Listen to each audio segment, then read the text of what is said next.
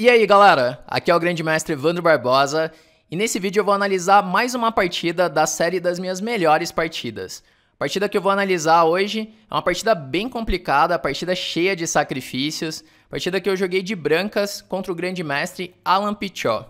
Para quem não conhece, o Alan é um dos melhores jogadores da Argentina, tem quase 2.600 de rating e na época que a gente jogou essa partida, estavam ali os dois na busca pelo título de Grande Mestre. Então, os dois ainda com título de Mestre Internacional. Bom, essa partida ela foi jogada em um magistral na Argentina, em 2014, valendo norma para Grande Mestre. E é interessante ver que um mês depois desse torneio, o Alan ele conquistou o título de campeão mundial sub-16. Então, já dá para ter uma ideia do meu adversário. Bom, mas antes de começar a análise dessa partida, não se esquece de se inscrever no canal e acionar o sininho para receber todas as notificações. Bom, então bora começar. Eu estava de brancas e eu comecei com o lance 1 E4. Então o Alan jogou C5, ele jogou uma siciliana. Então cavalo F3, E6 e agora eu faço D3. Esse é o ataque índio do rei. É uma alternativa muito interessante, é uma anti-siciliana. O ataque índio do rei ele já foi jogado por jogadores como Fischer, Kasparov. Então é uma abertura bem interessante contra a siciliana com E6 e também contra a francesa. Então eu joguei D3, ele veio com o cavalo C6. Eu fiz G3. Então eu vou jogar uma espécie de Índia do rei, só que de brancas. Então ele veio com G6, bispo G2, bispo G7. É bem natural o preto jogar fianquetando o bispo em G7 contra o ataque índio do rei. Então roque. E agora ele fez cavalo de G para E7. E aqui eu faço o lance C3, com a ideia de conseguir o controle do centro, fazendo assim a ruptura D4. Então ele seguiu com roque. E agora eu faço o lance D4, assim pegando o centro de peões. Então C por D4 e agora C por D4. Bom, e nesse momento eu tenho uma grande vantagem de espaço no centro, ele precisa contra-atacar no centro, e por isso ele faz aqui o lance D5. Então eu joguei E5, e surge aqui uma estrutura, que é uma estrutura típica de uma defesa francesa, essa estrutura com os peões em D4 e E5, e as pretas com E6 e D5. Então aqui eu tenho uma vantagem de espaço, e graças a esse peão em E5, eu posso pensar em atacar na ala do rei. Então, aqui ele jogou F6, é um lance bem típico dessa estrutura para criar contra-jogo no centro, porque se ele fica jogando passivo, então eu posso organizar as minhas peças para começar um ataque na ala do rei. Posso jogar, por exemplo, com bispo F4, dama D2 e buscar a troca do bispo de casas pretas. Então, por isso que ele já faz F6 rápido, buscando assim criar contra-jogo. Então, eu joguei com torre E1 para defender o peão de E5. F por E5 e agora D por E5. Então, esse meu peão em E5, ele garante uma vantagem de espaço, ele está bem forte em E5, mas eu também tenho que tomar alguns cuidados, porque em algumas posições ele pode acabar se tornando um problema, porque ele pode começar a atacar esse meu peão de E5. E foi exatamente isso que ele fez, ele jogou aqui com torre F5 já, ameaçando ganhar o peão, ameaçando jogar cavalo por E5. Então eu fiz bispo F4 e aqui o Alan ele joga uma ideia muito interessante, ele faz o lance dama F8. E qual que é a ideia desse lance? Ele está querendo fazer um sacrifício de qualidade, ele está querendo jogar o lance torre toma F4. E qual que é a ideia dele com esse sacrifício? Por exemplo, na partida eu joguei dama D2, para ele não conseguir sacrificar a qualidade. Mas se eu fizesse um lance como um cavalo C3, ele poderia jogar torre por F4, G por F4 e agora dama por F4. Então ele já tem um peão pela qualidade e depois de dama por F4 vai cair o segundo peão, porque eu não vou conseguir defender o peão de E5. Então ele já vai ter dois peões pela qualidade. E aqui é muito mais fácil jogar de pretas, porque o meu rei ele acabou ficando exposto depois dessa troca, depois do G por F4. Então dama F8 eu fiz dama D2. Defendendo o meu bispo em F4, agora não tem o sacrifício de qualidade, e daí ele fez o lance G5. O Alan, ele é um jogador assim muito dinâmico, Ele joga bem esse tipo de posição, assim, lutando pela iniciativa, né? E aqui ele faz esse lance, o G5, que ele tem a ideia de tentar tirar uma das defesas do ponto E5. Se eu jogo, por exemplo, o bispo toma G5, então meu bispo ele para de defender E5, ele pode jogar agora, por exemplo, com cavalo G6 e cavalo por E5. O lance G5 ele também liberou espaço para esse cavalo, para poder ir para a casa G6. Então eu acabei tomando de cavalo em G5, e agora ele faz o lance cavalo G6, atacando E5, atacando F4, e aqui eu já tenho que resolver alguns problemas. Então ele sacrificou um peão, mas ele não vai ficar muito tempo com esse peão a menos, porque ele já está ameaçando recuperar. Então eu faço aqui cavalo C3 para completar o desenvolvimento. Eu tenho que devolver o material, não tem como eu ficar defendendo o peão. Então ele faz cavalo por F4, G por F4 e agora torre por F4. Bom, e esse aqui é o momento mais crítico da partida, porque depois que ele faz o lance torre por F4, ele já tem o par de bispos e ainda está ameaçando ganhar o peão de E5. E se eu faço um lance passivo nessa posição, ele vai ganhar esse peão de E5. Né? Então eu preciso fazer algo assim que altere o rumo da partida, porque nesse momento é ele que está com a iniciativa. Eu preciso fazer algo rápido aqui. Então, aqui que eu faço um lance bem interessante. Eu acho que eu tenho que fazer esse lance mesmo, senão eu vou ficar pior na posição. E aqui eu faço o lance cavalo toma D5, sacrificando uma peça. Então, essa que era a ideia. Eu sacrifico uma peça inteira aqui com o cavalo D5. Ele vai ter que tomar em D5, né? Porque se ele não toma em D5, então sou eu que estou ganhando o peão e tomando a iniciativa. Então ele joga aí, toma D5. E agora eu faço dama toma D5, cheque, rei H8 e E6. Bom, então qual que foi a ideia de sacrificar essa peça, né? Depois que eu sacrifico a peça, eu já tenho 2 peões. Então assim, a minha desvantagem material ela não é tão grande assim. Se eu ganhar mais um peão, eu já tenho 3 peões pela peça. E o principal é que as minhas peças ficaram muito ativas. Então eu tenho ideias aqui para melhorar a minha posição. Eu posso pensar, por exemplo, em trazer minha torre de A para D1, passar a torre pela terceira, passar a torre para o ataque.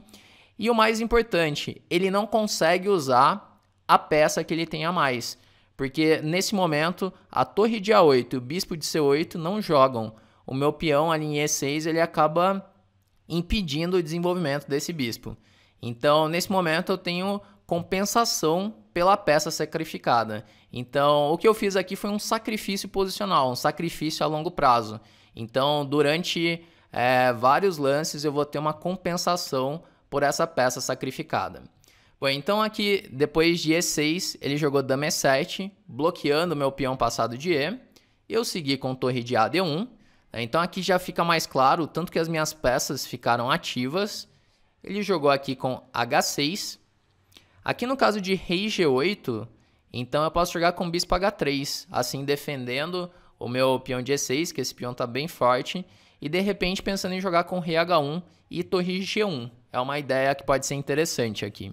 Mas ele jogou H6, então cavalo F7 cheque, rei G8, e agora eu faço o lance torre D3, com a ideia de passar a torre pela terceira, passar a minha torre para o ataque, jogando, por exemplo, com torre D3 e torre G3. Tinha outros lances interessantes aqui, por exemplo, torre E3 era uma possibilidade, bispo H3 também. Todos esses lances melhorando um pouco a posição das minhas peças. Então eu joguei aqui torre D3 e ele faz o lance cavalo D4. A ideia dele é poder tomar o peão de E6, porque se ele conseguir tomar esse peão de E6, então toda a minha compensação ela pode desaparecer. Mas quando eu fiz o torre D3, eu tinha uma ideia preparada contra esse lance, o cavalo D4, que era jogar cavalo toma H6.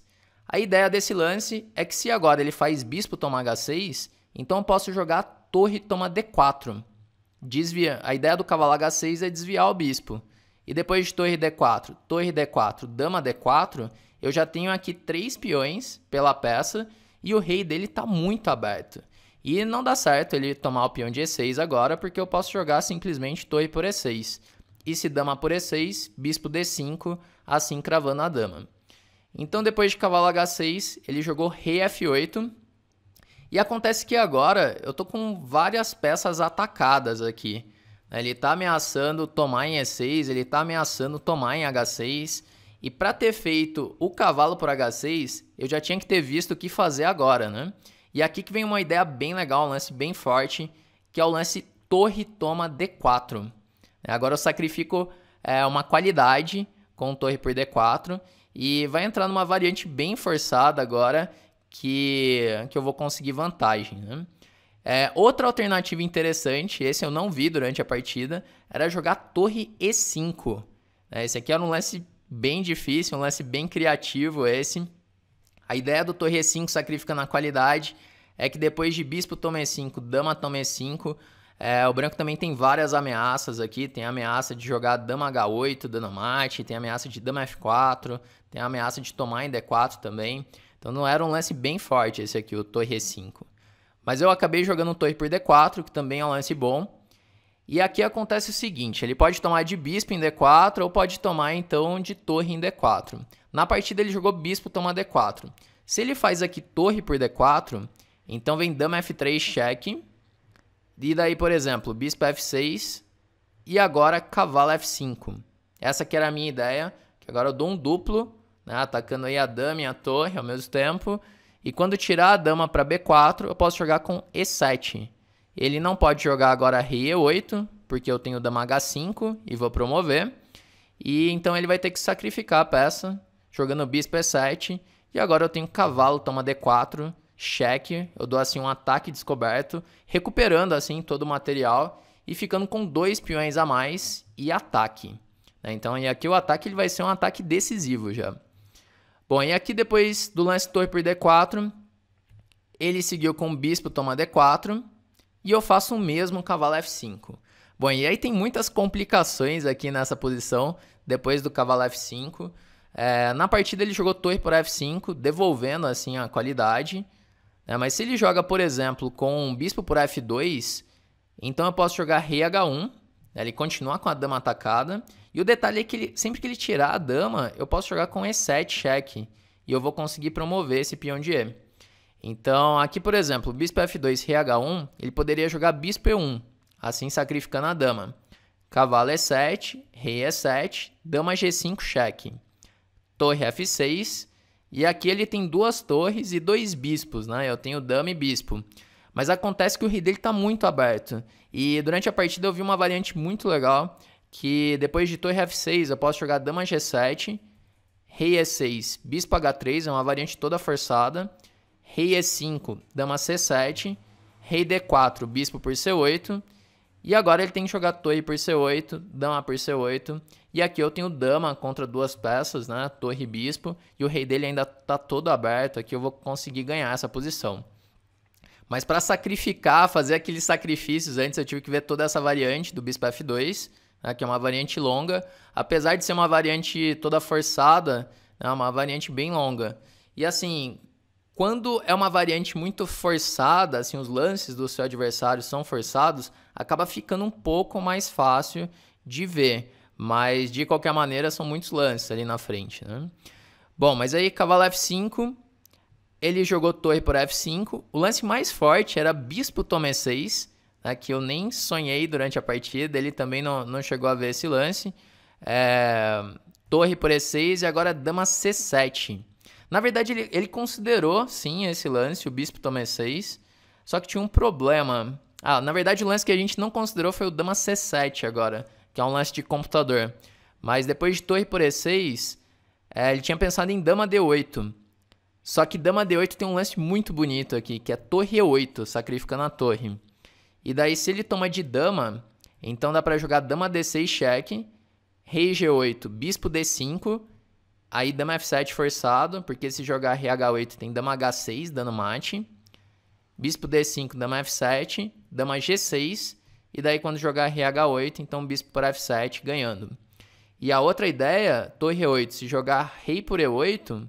Então, dama G8, cheque, rei D7, dama F7, rei C8 e agora dama por B7, dando mate. Então, por isso que o Alan não jogou bispo por E6. Mas depois de dama C7, segundo o computador, ainda dá para o preto resistir nessa posição. Mas é uma posição muito difícil de jogar. Bom, mas na partida não aconteceu nada disso. Depois do cavalo F5, o Alan devolveu a qualidade com torre por F5. Então eu fiz dama por F5, bispo F6 e agora torre E3. Bom, então eu tenho 3 peões já pela peça, né? Então o material já está equilibrado. E o principal, as duas peças na ala da dama, o bispo de C8 e a torre de A8, continuam sem jogar, né? Depois daquele meu sacrifício do cavalo em D5, não teve chance de colocar essas duas peças em jogo. Então aqui torre E3 ele jogou A5 com a ideia de torre A6 para conseguir assim ganhar o peão de E6, conseguir colocar a torre em jogo.